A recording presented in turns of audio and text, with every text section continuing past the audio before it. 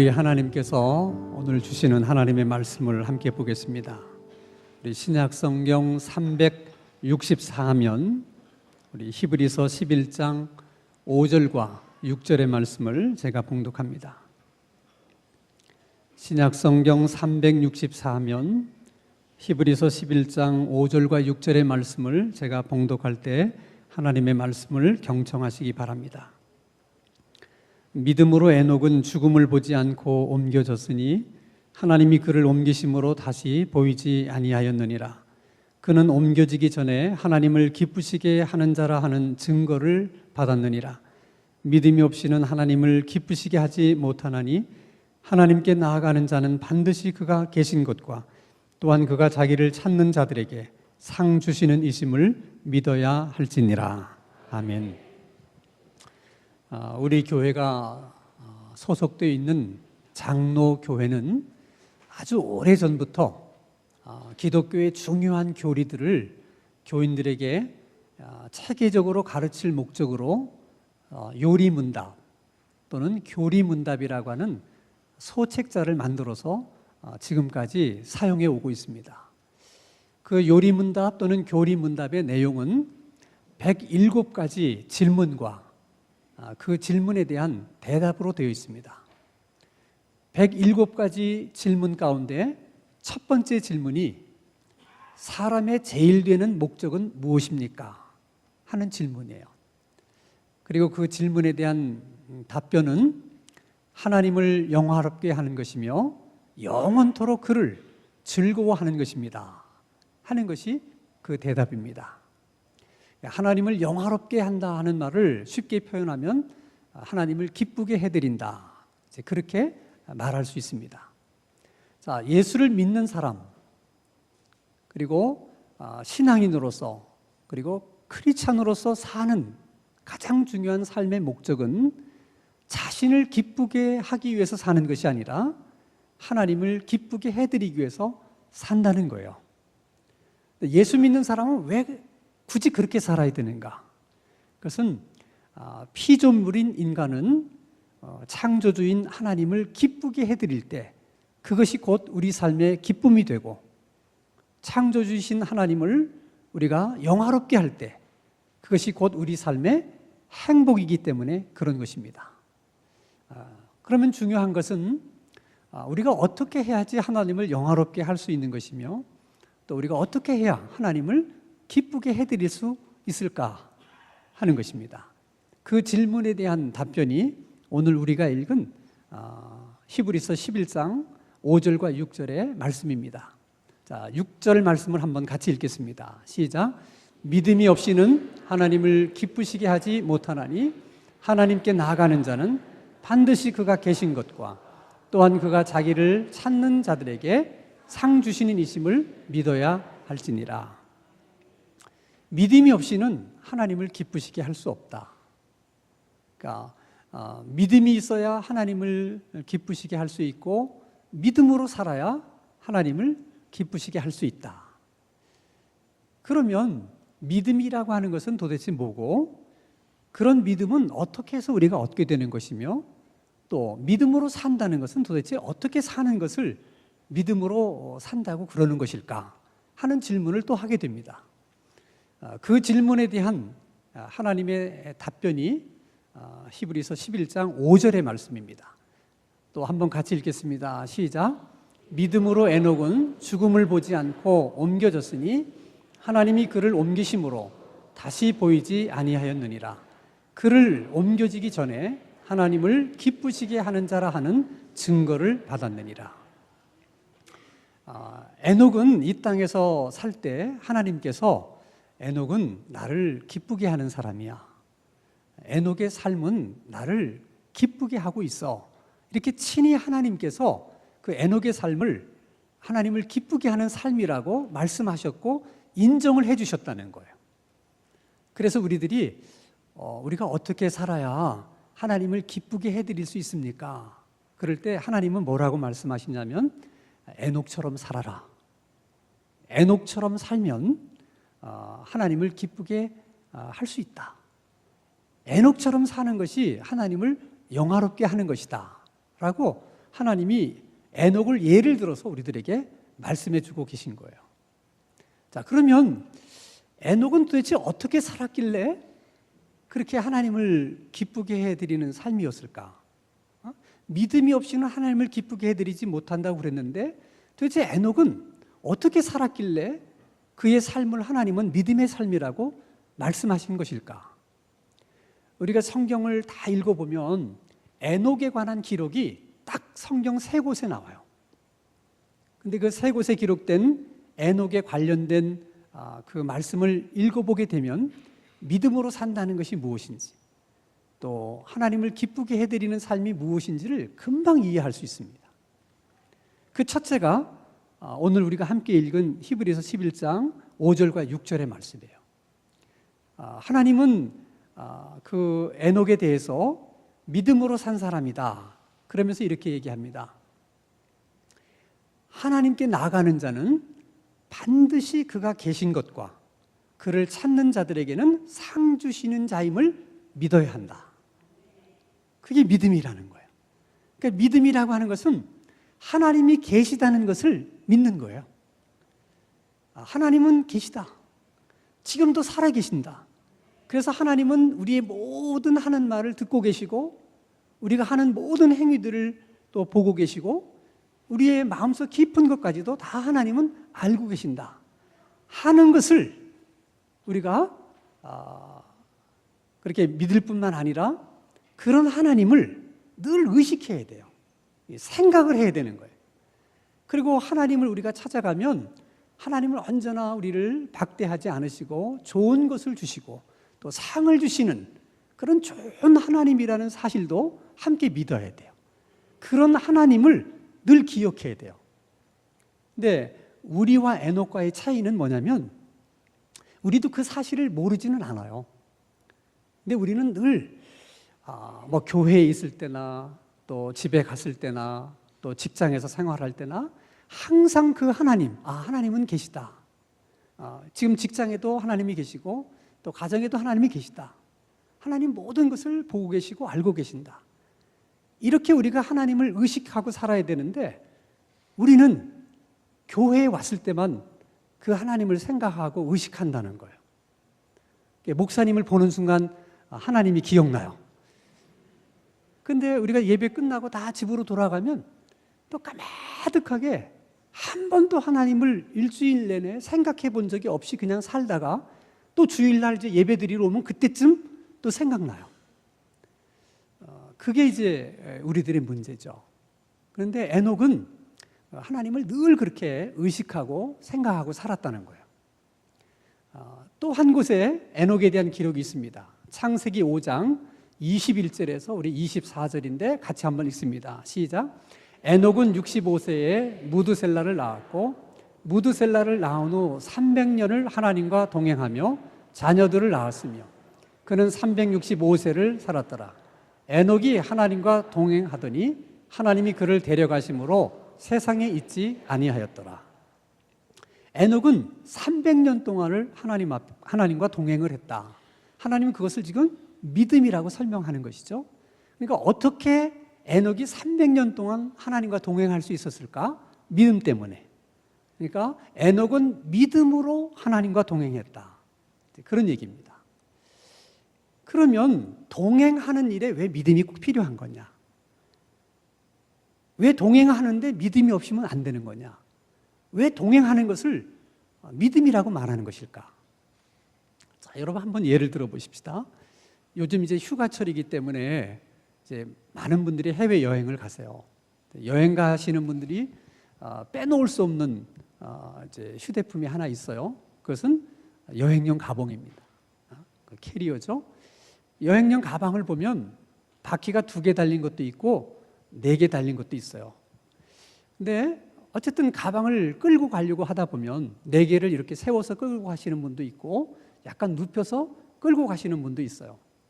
천천히 가방을 끌고 갈 때는 뭐 세워서 가나 이렇게 눕혀서 가나 아무 문제가 없습니다. 그런데 어느 날 공항을 가는데 차가 막히는 거예요. 이거 저 발권 창구가 문을 닫으면 비행기 티켓팅을 못 하는데 이게 어떡하나 좀 걱정이 돼요.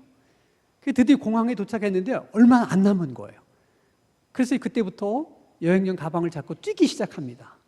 뛰면 여행용 가방이 이렇게 쓰러졌다, 바퀴가 또 이쪽으로 갔다가 들썩들썩 하다가 더 빨리 뛰면 휙 뒤집어져요. 여행과의, 가방과의 동행은 거기서 끝나는 거예요. 뒤집어지면 어떻게 가방을 끌고 갈 수 있겠습니까? 왜 그런 일이 일어나요? 가방과 함께 가려면 그게 동행이에요. 그러면 가방을 의식해야 돼요. 가방의 바퀴가 얼마나 이렇게 잘 구르는가, 또 가방과의 속도를 어떻게 맞춰야 되는가, 이렇게 가방을 의식하면서 같이 가야지만 가방을 끌고 갈 수 있어요. 이렇게 가방을 의식하는 것을 배려라고 말하는 거예요. 가방을 배려할 줄 알아야 가방과 함께 가요. 그런데 이거 발권 창구가 문이 닫히면 비행기 티켓팅을 못 하는데 빨리 가서 발권을 해야지. 그때는 누구 생각만 해요? 자기 생각만 하는 거예요. 빨리 가서 비행기 티켓팅을 받아야 된다. 그때는 지금 내 손에 붙잡혀서 함께 가고 있는 그 캐리어를 전혀 의식하지 못하는 거예요. 그래서 냅다 뛰다가 뒤집혀지는 거죠. 그러면 동행할 수 없는 거죠. 그것은 하나님과의 동행도 마찬가지. 우리가 하나님과 동행하려면 하나님을 늘 의식해야 돼요. 그 하나님을 의식하는 것이 하나님을 배려하는 것입니다. 내가 이렇게 하면 하나님이 기뻐하실까? 내가 이렇게 하면 하나님이 어쩌면 슬퍼하실지도 몰라. 내가 이렇게 하면 우리 하나님이 나 때문에 굉장히 속상하실 거야. 이렇게 하나님을 의식하는 거예요. 그렇게 의식하는 것이 믿음이라는 거예요. 그리고 의식하면서 사는 것이 그게 믿음으로 사는 거예요. 믿음이 뭐 크다 작다, 믿음이 또 뭐 있다 없다고 하는 그 기준은 우리가 얼만큼 하나님을 의식하는가, 얼마나 우리가 하나님을 의식하고 사는가, 그 문제입니다. 우리도 하나님이 계시다는 걸 왜 모르겠어요? 늘 우리가 압니다. 그러나 우리는 꼭 어려운 일이 있을 때만 그 하나님을 생각하고 의식한다는 거예요. 에녹에 대해서 또 한 곳에 기록이 있는데 유다서 1장 14절에서 15절입니다. 같이 한번 읽겠습니다. 시작.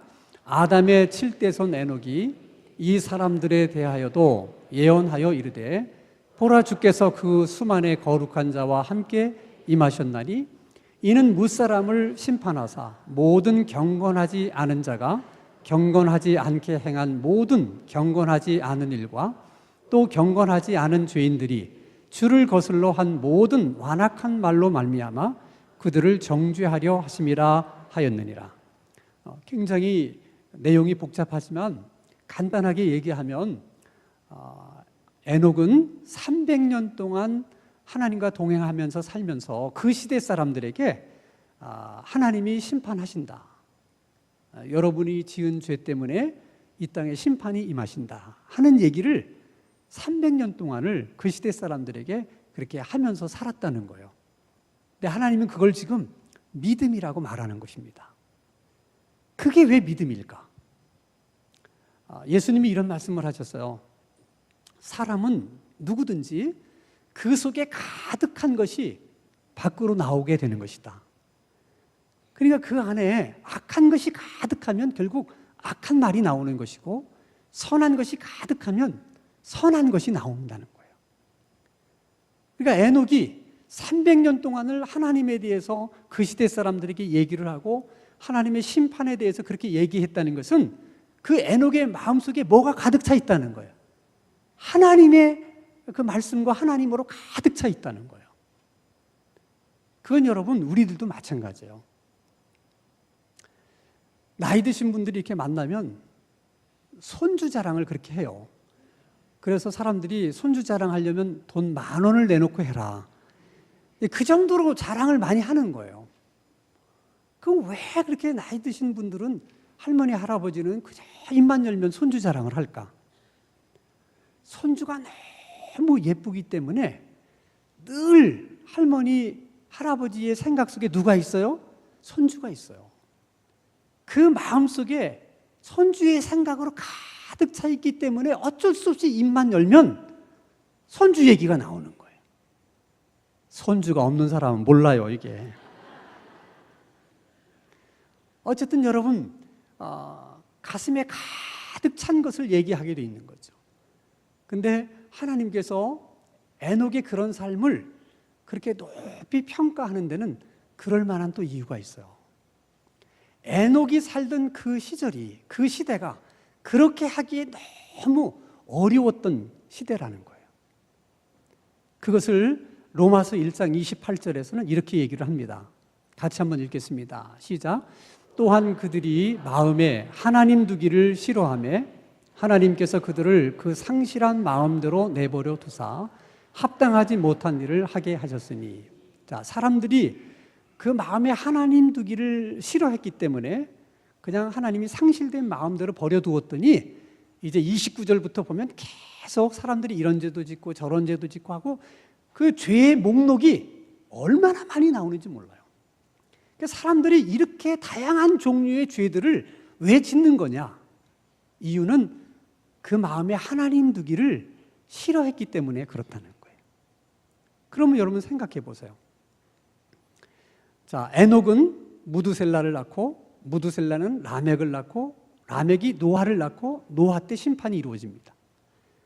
그러니까 에녹이 3대 만에 심판이 온 거예요. 지금 우리식으로 얘기하면 에녹은 종말이 가까웠던 그 시절에 살았어요.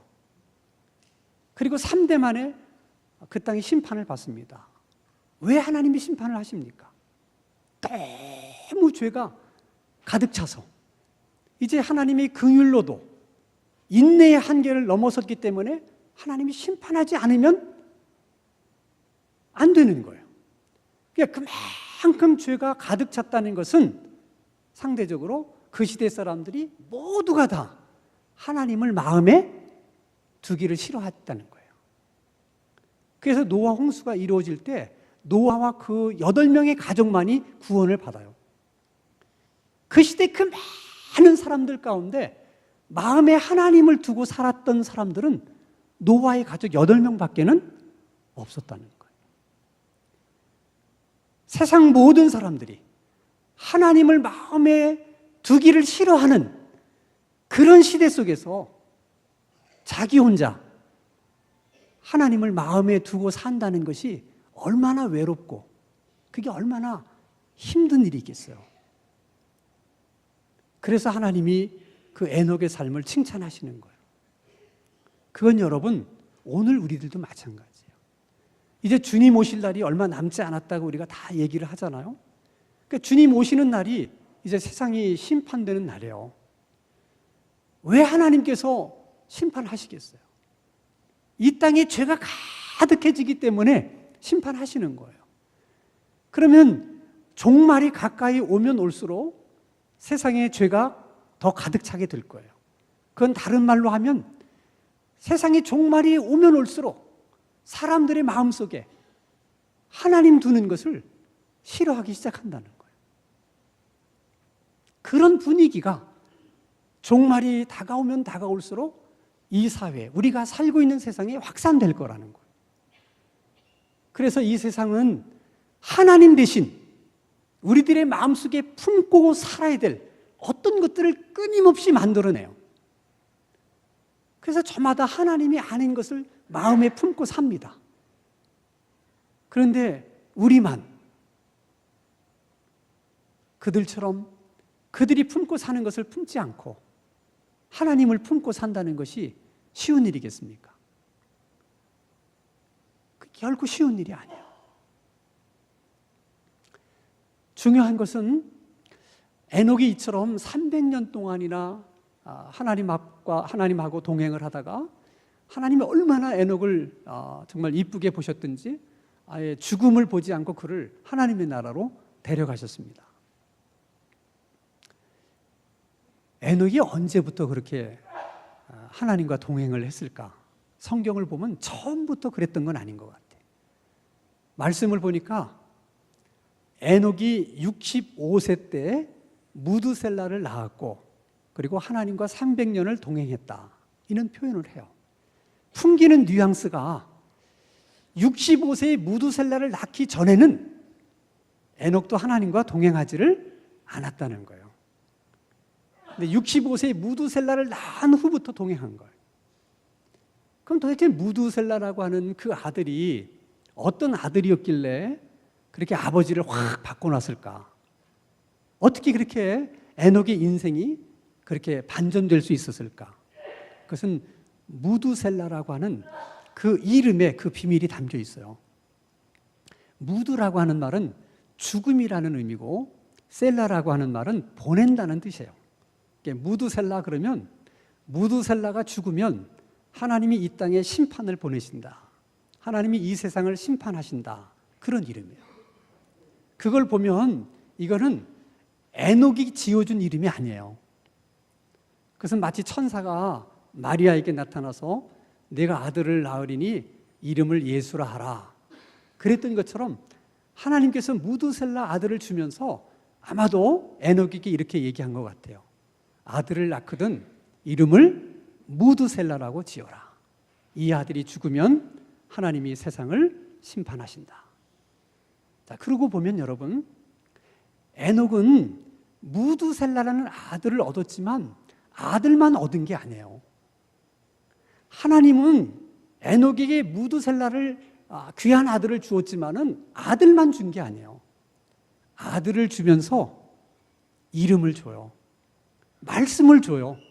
이 아들이 죽으면 세상을 심판한다. 로마서 10장 17절에 믿음은 들음에서 난다 그랬어요. 에녹도 무드셀라를 낳으면서 하나님이 주신 그 이름의 말씀을 들으면서 믿음이 생긴 거예요. 그리고 그날부터 그 이름을, 그 말씀을 마음속에 담아두고 늘 그 말씀을 생각하고 의식하며 살았던 거예요. 그럴 수밖에 없었을 거예요. 우리가 애를 키우면서 애들 이름을 얼마나 많이 부릅니까? 하루에도.